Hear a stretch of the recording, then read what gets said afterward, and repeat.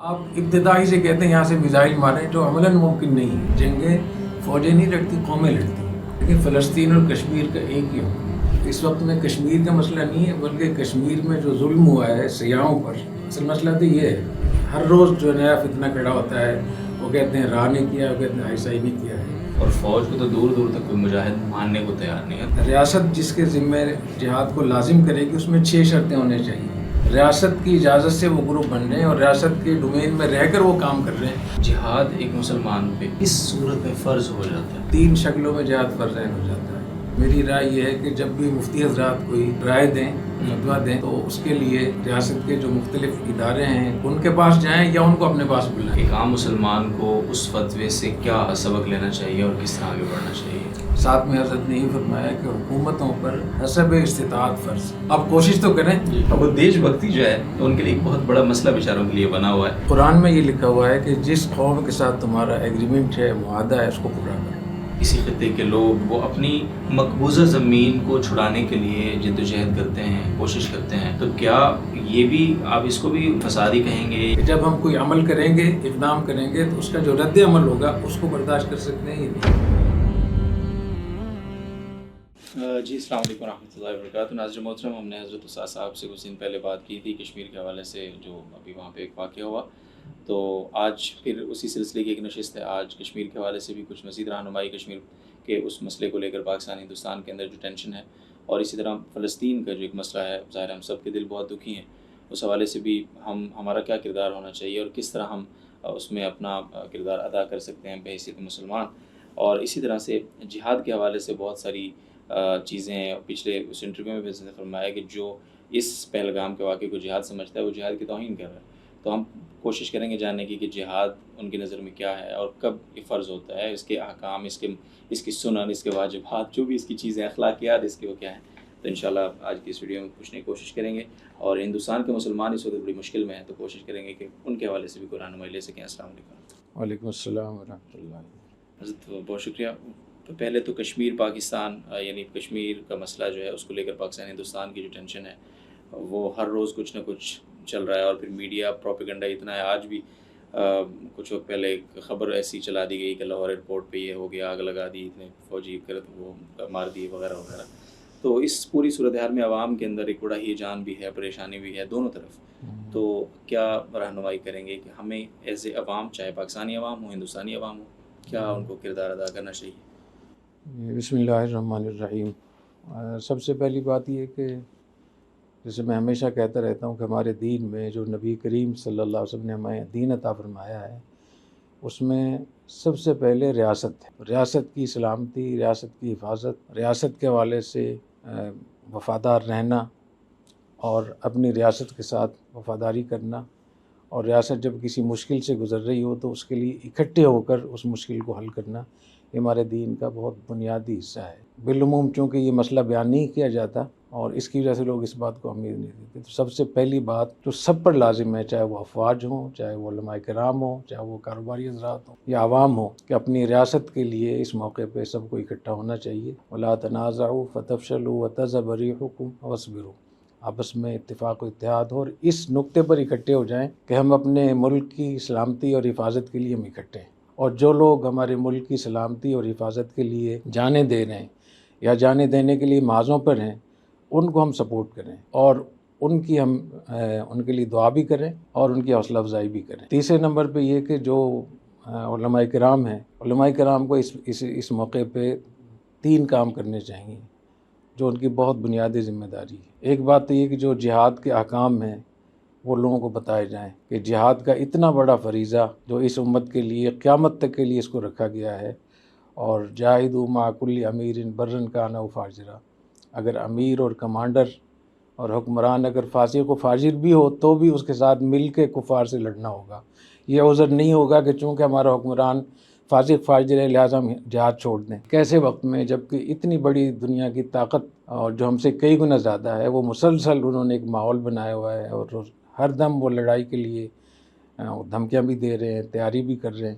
تو ان حالات میں ہمیں علماء کرام کو خاص طور پہ لوگوں کو بتانا چاہیے کہ جہاد کے کیا فرائض ہیں، جہاد کی کیا فضیلت ہے، اور اس فضیلت کو اور اس فرض کو جو لوگ ادا کر رہے ہیں ان کے ہم پر کیا حقوق ہیں، ان پر ہمارے جو حقوق ہیں ان کو سپورٹ کرنا، ان کی مشکلات کو حل کرنا اور ان کے گھر کی دیکھ بھال کرنا۔ من خلف غازیا فی اہلہ بخیر فقد غزا، کہ جو کسی مجاہد اور فوجی کے گھر کی دیکھ بھال کرے گا جو محاذ پہ گیا ہوا ہے لڑنے کے لیے، تو اس نے بھی جہاد میں حصہ لیا۔ اور فرمایا حرمت نساء المجاہدین کا حرمتی امہاتہم، کہ جو لوگ فوج کے اندر ریاست کے لیے، مسلمانوں کے لیے جان دیتے ہیں اور لڑنے کے لیے وہاں ہوتے ہیں، تو ان کی عورتوں کی حرمت وہ ایسی جیسے تمہاری ماؤں کی حرمت ہے۔ ان کی عورتوں میں ان کی بیویاں بھی شامل ہیں، ان کی بیٹیاں بھی شامل ہیں، ان کی مائیں بھی شامل ہیں، ان کی بہنیں بھی شامل ہیں۔ تو اس لیے ان کے لیے خصوصی طور پہ دعاؤں کا بھی اہتمام کرنا چاہیے، ان کی حوصلہ افزائی بھی کرنی چاہیے، اور یہی موقع ہے جس سے ہم ہندوستان کو شکست دے سکتے ہیں کہ ہم اس جنگ کو، ہمارے دین میں اس کا نام جہاد ہے، اور جو لوگ اس جہاد کو انجام دے رہے ہیں وہ مجاہدین ہیں۔ وفضل اللہ المجاہدین علی القاعدین اجرا عظیما، جو لوگ محاذوں پر ہیں ان کو اللہ نے وہ فضیلت دی ہے جو پیچھے رہنے والے لوگ ہیں ان کا مقابلہ نہیں کر سکتے۔ تو جہاد کے فضائل، مجاہدین کے فضائل کو بتائیں، اور جہاد کی جو اخلاقیات ہیں، جہاد کی جو سنتیں ہیں، اس کے مستحبات ہیں، جو فرائض ہیں، وہ اپنے فوجیوں کو، اپنے عوام کو ہم بتائیں۔ میرے خیال میں یہ اس وقت میں سب سے بڑا کام ہوگا۔ دوسری بات یہ کہ جو آپ نے کشمیر کی بات کی، تو اس وقت میں کشمیر کا مسئلہ نہیں ہے، بلکہ کشمیر میں جو ظلم ہوا ہے سیاحوں پر، اصل مسئلہ تو یہ ہے۔ تو اس موقع پہ جو ہمارا دین کہتا ہے، جو ہماری عقل کہتی ہے، اور جو دنیا میں ایک طریقہ کار ہے کہ 2-3 ملکوں کو، غیر جانبدار ملکوں کو یا بین الاقوامی اداروں کو ایک ثالث تسلیم کر لے، ہندوستان بھی، پاکستان بھی۔ اس میں ایک یورپی یونین سے ایک ملک ہو، ایک OIC کا بڑا ملک ہو، اور ایک بین الاقوامی ادارہ جیسے اقوام متحدہ ہے۔ تو ان کو دونوں ملک اس کے حوالے کریں گے جو ہر روز جو نیا فتنہ کھڑا ہوتا ہے، وہ کہتے ہیں را نے کیا، وہ کہتے ہیں عیسائی نے کیا ہے۔ تو اس جھنجھٹ سے نکلنے کے لیے اگر ہم کسی تیسرے فریق میں ہم اس کو ثالث بنا لیں اور وہ آزادانہ اس کی انکوائری کرے، تو ہندوستان اور پاکستان بہت ساری جنگوں سے بچ سکتے ہیں۔ تو اصولی طور پہ اس بات کو ہمیں اس میں کرنا چاہیے۔ جی اچھا سر، جہاد کے حوالے سے جس طرح آپ نے بتایا کہ مجاہد کون ہوتا ہے، جہاد کیا ہوتا ہے، اس وقت ہماری فوج جو ہے وہ ان کے حوالے سے جہاد کی آپ نے بات کی، تو جہاد کی بنیادی اخلاقیات اور جو شریعت کا کانسیپٹ ہے جہاد کا، وہ سمجھنا بہت ضروری ہے، کیونکہ ہمارے ہاں جہاد کا تصور شاید یہ ہے کہ اگر کوئی گروہ اپنے طور پہ مسلح تنظیم بنا کے اور وہ کافروں سے بھڑ جاتا ہے، یا کافروں کے جو مبینہ طور پہ سپورٹرز ہیں ان سے بھڑ جاتا ہے، تو وہ مجاہد ہے، اور فوج کو تو دور دور تک کوئی مجاہد ماننے کو تیار نہیں ہے۔ تو اس کو ہم شریعت کی روشنی میں اگر سمجھیں آپ کی بات، شریعت کی روشنی میں تو جب کوئی اسلامی ریاست بن جاتی ہے اس کے بعد جہاد کا تعلق ریاست سے ہوتا ہے، شخصی طور پہ نہیں ہوتا۔ اور ریاست جس کے ذمہ جہاد کو لازم کرے گی اس میں 6 شرطیں ہونے چاہیے۔ نمبر 1 وہ مسلمان ہو، نمبر 2 عاقل ہو، نمبر 3 بالغ ہو، نمبر 4 آزاد ہو، نمبر 5 مرد ہو، اور نمبر 6 اس کے پاس قوت و طاقت، وہ لڑ سکتا، جہاد میں عملی طور پہ حصہ لے سکتا۔ اور جس میں یہ 6 شرطیں پائی جائیں گی تو ریاست اس کو کہہ سکتی ہے۔ تو اگر کسی خاص فرد کو بلائے ریاست، کسی خاص گروہ کو یا کسی خاص بریگیڈ کو، تو ان پر جہاد فرض عین ہو جائے گا۔ تو یہ اس کا مسئلہ ہوتا ہے۔ اور اگر گروپوں کو ریاست نے بنایا ہے، ریاست کی اجازت سے وہ گروپ بن رہے ہیں اور ریاست کے ڈومین میں رہ کر وہ کام کر رہے ہیں، تو ان کو ریاست کا حصہ ہی سمجھا جائے گا، چاہے ان کی اجازت صراحتاً ہو یا خاموشی کے ساتھ۔ اگر انہیں ریاست نے خاموشی سے اجازت دی ہے یا ان پر سکوت اختیار کیا ہے، اور وہ ریاست کی جو شرائط ہیں، جو ریاست کی اصول و ضوابط، اس کے دائرے میں رہ کر وہ کام کریں گے اور ریاست ان کو دیکھ رہی ہے، منع نہیں کر رہی، تو وہ بھی جہاد ہی کہلائے گا۔ اور اگر ریاست نے منع کر دیا ہے یا منع نہیں کیا لیکن وہ ریاست کی مصلحت کے خلاف، اس کے مفادات خلاف ایسے کام کر رہے ہیں جس سے ریاست کو نقصان ہوگا، تو وہ کچھ جہاد نہیں ہوگا، اس کو جہاد نہیں کہیں گے۔ دیکھیے حضور اکرم صلی اللہ علیہ وسلم جب مدینہ طیبہ تشریف لائے اور ایک ریاست قائم ہو گئی، تو ابو جندل کو آپ نے واپس کیا حدیبیہ میں، کیونکہ آپ معاہدہ کر چکے تھے. ابو بصیر آئے تو وہ مکہ مکرمہ سے آئے, مدینہ منورہ پہنچ گئے اور آپ کی خدمت میں حاضر ہوئے تو نبی کریم صلی اللہ علیہ وسلم نے ارشاد فرمایا کہ ہمارا معاہدہ ہے, لہٰذا آپ کو واپس جانا ہوگا. چنانچہ ابو بصیر کو ان کے حوالے کیا نبی کریم صلی اللہ علیہ وسلم, اور ابو بصیر نے پھر وہاں سے نکل کر حضور اکرم صلی اللہ علیہ وسلم کی حدود ریاست سے باہر نکل کر اپنے طور پر انہوں نے گروپ بنا لیا. تو وہ کرتے رہے, تو اس کا جو نسبت تھی وہ نبی کریم صلی اللہ علیہ وسلم کی طرف نسبت نہیں تھی. تو جو لوگ کسی بھی ریاست میں رہتے ہیں, ان کی نیشنلٹی ان کے پاس ہے, تو ان کو ریاست سے ہٹ کر اپنے طور پہ گروپ بنانا اور دوسرے ملکوں پہ حملہ کرنا اور کسی کو قتل کرنا, یہ سب اس کی اجازت نہیں ہے. اچھا, ایک بڑا بنیادی سوال ہے کہ جہاد ایک مسلمان پہ کسی ریاست ملک میں رہتے ہوئے کس صورت میں فرض ہو جاتا ہے؟ بنیادی طور پہ ہمارے اوپر فریضہ عائد کب ہوتا ہے, کس صورت حال میں؟ دیکھیں 6 شرطیں تو میں نے ویسے بتا دیں کہ جس شخص پہ جہاد فرض ہوگا تو 6 شرطیں اس میں بنیادی طور پر پائی جانی چاہیے. اس کے بعد جہاد فرض عین کب ہوتا ہے؟ 3 شکلوں میں جہاد فرض عین ہو جاتا ہے. ایک یہ کہ نفیر عام ہو جائے. نفیر عام کا مطلب ہے کہ 2 ملکوں کے آپس میں جنگ ہو گئی یا جنگ ہونے لگی ہے اور اس وقت ریاست کی طرف سے اعلان ہو جائے, جنگ کا اعلان ہو جائے, تو پھر ہر شخص کو اپنی حیثیت کے مطابق جس چیز کی ضرورت ہے اس میں حصہ لینا فرض ہوگا. جیسے ابھی صورتحال بنی ہوئی ہے, تو اگر ریاست کی طرف سے اس کا اعلان ہوتا ہے تو پھر پاکستان کے ان تمام لوگوں پر جو اس میں کسی بھی درجے میں حصہ لے سکتے ہیں ان کا فرض ہو جائے گا. دوسری یہ ہوتی ہے کہ نفیر عام تو نہیں ہوا, لیکن یہ کہ کسی ایک خاص طبقے کو ریاست نے کہہ دیا ہے کہ آپ جہاد میں جائیں, تو جس گروپ کو, جس پلٹن کو, جس بریگیڈ کو کہا جائے گا تو ان پر جہاد فرض عین ہو جائے گا. ان کے لیے شرعاً اجازت نہیں ہے کہ وہ کوئی اپنا عذر کرے. تیسری شرط یہ کہ جہاد فرض نہیں تھا, مستحب تھا. جیسے نماز فرض ہوتی ہے, مستحب بھی ہوتی ہے, نفل بھی ہوتی ہے. تو جہاد فرض نہیں تھا, لیکن وہ اس مستحب کو, نفل کو ادا کرنے کے لیے چلا گیا اور صف قتال میں مورچے پہ کھڑا ہو کے جنگ شروع ہوگی. اب اس پر بھی جہاد فرض عین ہو جائے گا. اب اس کا وہاں سے پش دکھانا, پیچھے ہٹنا جائز نہیں ہوگا. تو یہ تین شرطیں ہوتی ہیں. اور نفیر عام بالعموم یہ جب ہوتا ہے جب کہ دشمن غیر مسلم وہ حملہ آور ہو, تو اس وقت میں نفیر عام ہوتا ہے. تو اس میں جس جگہ پہ ان کا حملہ ہوا ہے وہاں کے لوگوں پر جہاد فرض عین ہو جائے گا. اور اگر وہ قادر نہیں ہے, ان کے پاس اتنی طاقت نہیں ہے, تو ان کے ساتھ والوں پر, وہ بھی کافی نہیں ہو رہے یا سستی دکھا رہے ہیں, تو ان کے ساتھ والوں پر. تو یہ اس کا اصول ہے. صحیح. البتہ جیسے میں نے پہلے کہا کہ جو چوتھی شرط ہے قدرت اور استطاعت, یہ انفرادی طور پر بھی شرط ہے اور ریاست کی سطح پر بھی شرط ہے. اور ریاست کے پاس بھی طاقت ہونا ضروری ہے. اگر ریاست یہ سمجھتی ہے کہ ہمارے پاس طاقت نہیں ہے یا ہمارا کوئی ایگریمنٹ ہے ان کے ساتھ, تو پھر ان پر بھی جہاد فرض نہیں ہوگا. مثال کے طور پر حضور اکرم صلی اللہ علیہ وسلم جب مدینہ طیبہ میں تشریف لائے تو وہاں ریاست قائم ہو گئی تھی. پھر آپ نے حدیبیہ میں مصالحت کی, بنو قریظہ سے آپ نے معاہدے کیے, بنو نذیر سے معاہدے کیے, بنو قینقاع سے معاہدے کیے. تو اس سے معلوم ہوا کہ سب ریاست کا مل جانا ہی طاقت نہیں ہے, جب تک کہ اس کے ساتھ طاقت سے مراد ہے کہ رد عمل کا آپ کو استطاعت ہے نہیں ہے, کہ جب ہم کوئی عمل کریں گے, اقدام کریں گے, تو اس کا جو رد عمل ہوگا اس کو برداشت کر سکتے ہیں یہ نہیں. اور یہ اس وقت میں بھی ضروری ہے.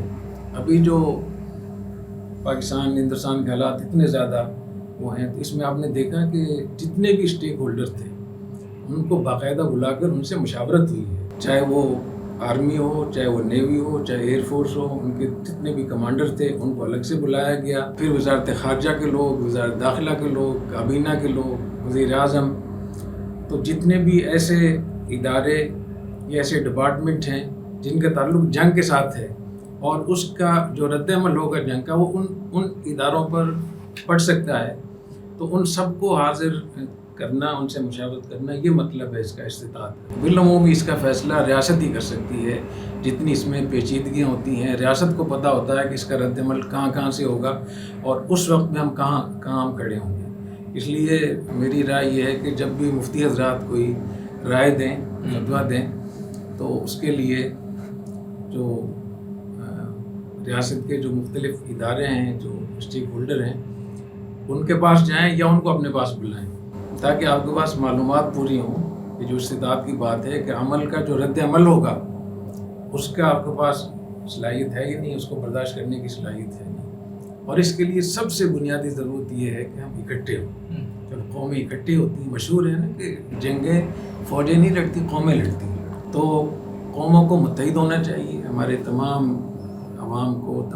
جب ہم متحد ہوں گے تو اس متحد ہونے سے جو ہمیں قوت طاقت حاصل ہوگی، اس میں ہم کشمیر کو بھی مدد کر سکتے ہیں، ہم فلسطین کو بھی مدد کر سکتے ہیں. اور اگر آپس میں ہم لڑتے رہیں اور ایک دوسرے کو برا بھلا کہتے رہیں تو جو موجودہ ہمارے پاس طاقت ہے وہ بھی ہمارے ہاتھ سے جائے گی. اچھا، ابھی جس طرح آپ نے ایک فتوے کی بات کی تو مجھے اس سے یاد آیا کہ کچھ وقت پہلے اسلام آباد میں کانفرنس میں شیخ الاسلام حضرت مفتی محمد تقی عثمانی صاحب کی جانب سے بھی فتویٰ آیا جہاد کا، اور اس کو لے کر میڈیا نے بھی بہت زیادہ اس کی ہیڈ لائنز بنائی، پھر لوگوں نے اپنے طور پہ اس کو. تو آپ اس کو کس نظر سے دیکھتے ہیں، اور خود مفتی صاحب اس سے کیا مراد سمجھتے ہیں آپ، اور ایک عام مسلمان کو اس فتوے سے کیا سبق لینا چاہیے اور کس طرح آگے بڑھنا چاہیے؟ میرے خیال میں اس کا جو حضرت شیخ الاسلام دامت برکاتہم کے جو الفاظ تھے وہ تو بہت ہی متوازن تھے، اور فقہی حوالے سے، افتاء کے حوالے سے بہت ہی ان الفاظ کے اندر جو حضرت نے ان الفاظ کا چناؤ کیا، جو انتخاب کیا، وہ بہت ہی زبردست تھا. حضرت نے تو یہ مسئلہ بیان فرمایا جو ہماری عام کتابوں میں لکھا ہوا ہے. ساتھ میں حضرت نے یہ فرمایا کہ حکومتوں پر حسب استطاعت فرض ہے. جی. تو یہ جو حسب استطاعت ہے اس میں سب کچھ آ گیا. اور حسب استطاعت میں یہ بھی ہے کہ اس وقت میں فلسطین کو، غزہ کے لوگوں کو کس چیز کی ضرورت ہے. اس وقت میں ان کو جنگ بندی کی ضرورت ہے. اس وقت میں وہاں جو قتل عام ہو رہا ہے اس کو رکوانے کی اس میں ضرورت ہے. جو اس وقت میں انسانیت سوز مظالم ہو رہے ہیں ان کو رکوانے کی اس میں ضرورت ہے. جو بچوں کو جس طریقے سے وہاں ذبح کیا جا رہا ہے. تو لوگ زیادہ فوج کے اوپر اس میں بات کرتے ہیں. میں سمجھتا ہوں کہ OIC اور پاکستان کی حکومت، پاکستان کی وزارت خارجہ، ان کو یہ چاہیے کہ پورے اس کو ایک مہم بنا کر چلائیں اور OIC کا اجلاس بلائیں اور باقاعدہ ان کے وفود جائیں، اقوام متحدہ میں جائیں، امریکہ میں جائیں، یورپی یونین میں جائیں، جہاں جہاں بھی آپ کوشش تو کریں. جی. تو آپ ابتدائی سے کہتے ہیں یہاں سے میزائل ماریں، جو عملاً ممکن نہیں ہے. جب آپ مختلف جو اسٹیک ہولڈر ہیں اس جہاد کا فیصلہ کرنے کے لیے، جب ان کو آپ بلائیں گے تو آپ کو اندازہ ہوگا کہ جو قوم اتنی آپس میں خلفشار کا شکار ہے، اور اگر 5 روپے بھی اگر کہیں زیادہ ہو جاتے ہیں بجلی کے بل وغیرہ میں تو ایک ہنگامے شروع ہو جاتے ہیں، ہڑتال شروع ہو جاتی ہے. تو وہاں اتنی بڑی اس اقدامات کو کیسے برداشت کریں گے؟ تو سب سے پہلی بات ہے کہ ہم متحد ہوں، اور دوسرے کہ ہم فلسطین کو وہ سپورٹ دیں جس کی اس کو ضرورت ہے. جی. اور وہ ضرورت اس کی ہے کہ ہم جنگ رکوائیں، جو مظالم ہو رہے ہیں ان کو ہم رکوائیں. اور اس کے لیے ہم عالمی عدالت میں بھی جائیں، سفارتکاری میں بھی جائیں، میڈیا کو بھی استعمال کریں، لابنگ بھی کریں، OIC میں بھی جائیں. جب مختلف 3 ملک خاص طور پہ جیسے پاکستان ہے، ترکی ہے، سعودی عرب ہے، اگر یہی مل کے اس میں کوشش کریں تو میرے خیال میں اس میں بہت کچھ ہو سکتا ہے انشاءاللہ. اچھا سر، آخری سوال آج کی نشست پہ وہ یہ کہ ہندوستان کی جو صورتحال ہے، جو کشیدگی پاکستان کے ساتھ ان کی بنی ہوئی ہے اس پورے سانحے کو واقعے کو لے کے، تو اب وہ مسلمانوں میں بڑے سوالیہ نشان ہیں. وہاں کے مسلمان بیچارے بڑی مشکل میں ہے، ظاہر اقلیت ہے، ان پر بڑا پریشر ہے. تو اب وہ ایک طرح سے کمپیریزن کروا رہے ہیں مسلمانوں سے کہ تمہارے لیے ہندوستان کا آئین زیادہ مقدس یا بڑا ہے یا تمہارے لیے قرآن زیادہ مقدس یا بڑا ہے. فیصلہ ہو جائے گا کہ تم دیش بھکت ہو کہ نہیں. اب وہ دیش بھکتی جو ہے تو ان کے لیے ایک بہت بڑا مسئلہ بیچاروں کے لیے بنا ہوا ہے. اس صورتحال میں ان کو کیا میسج دینا چاہیں گے، اور اس سوال کا کیا جواب ہے آپ؟ میرے خیال میں اس کا جواب تو بہت آسان ہے. وہ یہ کہ ہمارے لیے سب سے مقدس چیز قرآن ہے. باقی ہر چیز اس کے پیچھے، اس کے نیچے آتی ہے. اور قرآن میں یہ لکھا ہوا ہے کہ جس قوم کے ساتھ تمہارا ایگریمنٹ ہے، معاہدہ ہے، اس کو پورا کرو. تو ہندوستان میں جتنے مسلمان بھی جس آئین کے ایگریمنٹ کے ساتھ وہاں رہ رہے ہیں، اس آئین کی پابندی کرنا قرآن کی روح سے لازم ہے. ٹھیک. اور ان کے اوپر اگر کوئی مظالم ہوتے ہیں ہندوستان کی حکومت کی طرف سے، تو بجائے اس کے کہ وہ کوئی مسلح شورش کریں، آئینی طریقے سے، پرامن طریقے سے متحد ہوں اور اپنے آئینی حوالے سے، قانونی حوالے سے اپنی کوشش کریں.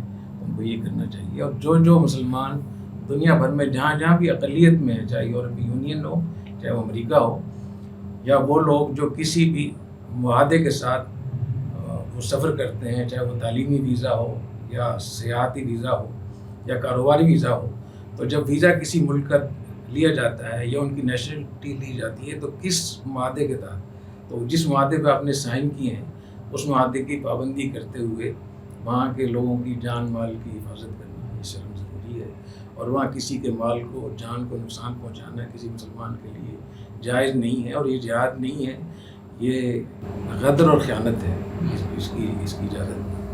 جی جزاک اللہ خیر۔ اچھا حضرت، اس حوالے سے تھوڑا سا کشمیر کا جو قصہ ہے، کشمیر کا جو کیس ہے، اس میں تھوڑا سا آپ سے پوچھنا چاہوں گا کہ وہاں تو بقول ان کے جس طرح ہم بھی کہتے ہیں مقبوضہ کشمیر، تو ایک طرح سے ہندوستان نے قبضہ کیا ہوا ہے ان کی جگہ کے اوپر، تو اگر کوئی علاقے کے لوگ یا کسی خطے کے لوگ وہ اپنی مقبوضہ زمین کو چھڑانے کے لیے جد و جہد کرتے ہیں، کوشش کرتے ہیں، تو کیا یہ بھی آپ اس کو بھی جہاد کے بجائے فسادی کہیں گے، یا اس کو بھی شریعت کے متصادم کہیں گے، یا اس کا حکم مختلف ہوگا عام مسلمانوں سے، عام رعایا سے؟ دیکھیں، فلسطین اور کشمیر کا ایک ہی حکم ہے۔ ٹھیک ہے۔ جیسے فلسطین پہ اسرائیل نے، یہودیوں نے قبضہ کیا ہوا ہے، ظالمانہ غاصبانہ قبضہ کیا ہوا ہے، جیسے اس قبضے کو چھڑانا جہاد ہے، اور مسلمانوں پر ان کی مدد کرنا فرض ہے، جو بھی ان کی استطاعت کے مطابق ہو، جس چیز کی بھی ان کو ضرورت ہے۔ ایسے ہی کشمیر پر بھی ہندوستان کا، ہندوؤں کا قبضہ وہ غاصبانہ ہے، ظالمانہ ہے، غیر آئینی ہے، بین الاقوامی سطح پر بھی غیر آئینی ہے۔ تو کشمیریوں کی جو مسلح جدوجہد ہے وہ ہمارے دین کے لحاظ سے بھی اور دنیا کے آئین کے لحاظ سے بھی، بین الاقوامی قانون کے حساب سے بھی وہ حق پر ہیں، اور ان کو اپنا دفاع کا پورا حق ہے، اور جو لوگ ان کو اس میں سپورٹ کر سکتے ہیں، جن کو استطاعت ہے سفارتی، سیاسی، میڈیا کے ذریعے سے، حوصلہ افزائی کے ذریعے سے، ان کو کرنا ہوگا، اور ان کی اس جد و جہد کو جہاد کہیں گے، اور ان کی کوئی اگر کوئی مدد کرتا ہے جائز طریقے سے، جیسے میں نے بتایا کہ سیاسی، سفارتی، بین الاقوامی سطح پہ، بین الاقوامی اداروں میں جا کر، تو نہ صرف یہ کہ ہمارے دین کے لحاظ سے جائز ہے، بلکہ دنیا کا جو قانون ہے، جو اقوام متحدہ کے قوانین، اس پر بھی ان کو اپنی دفاع کے لیے ہتھیار اٹھانے کی اجازت ہے۔ صحیح۔ اچھا، بس آخری اس کو سمجھنے کے لیے، مدد جو ہے، جس طرح آپ نے بات کی کہ اگر ان کی کوئی مدد کرتا ہے کسی بھی اعتبار سے، تو وہ مدد بھی ایک طرح کا جہاد ہوگا، ہر بندے کا جہاد مختلف ہے، طریقہ کار کے اعتبار سے، اس کی طاقت استعداد کے اعتبار سے، تو کیا اس میں بھی کوئی انڈیویجولی وہ مدد والا جہاد کر سکتا ہے، یا اس میں بھی ریاست جب تک اجازت نہیں، مثلا پاکستان ہے یا کوئی اور ملک ہے، یا خود ہندوستان کے جو لوگ ہیں، باقی لوگ کشمیر کے علاوہ، وہ اگر مدد کرنا چاہتے ہیں تو وہ بھی اپنے ریاست کے قوانین کے تحت ہی وہ مدد کر پائیں گے؟ جی ہاں، جس ملک کے لوگ ان کی مدد کرنا چاہتے ہیں، جس ملک میں وہ لوگ رہتے ہیں، تو ریاست کے قوانین کی پابندی کے ساتھ وہ کریں گے۔ باقی وہاں تو ریاست جو ظالم ہے وہ ہے، تو وہاں جو بھی اگر کوئی گروپوں کی شکل میں بھی اپنا دفاع کرتا ہے تو شرعاً اس کی اجازت ہے۔